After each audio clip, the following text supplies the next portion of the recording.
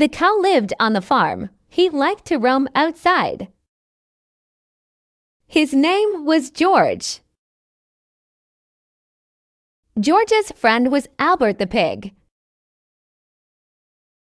They both liked to play in the mud. One day it was really sunny.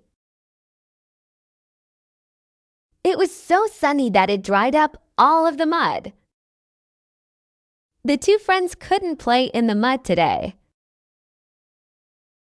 George asked Albert if he wanted to race instead. Albert said yes. They raced and raced until it was dinner time. What a great day they had! The end.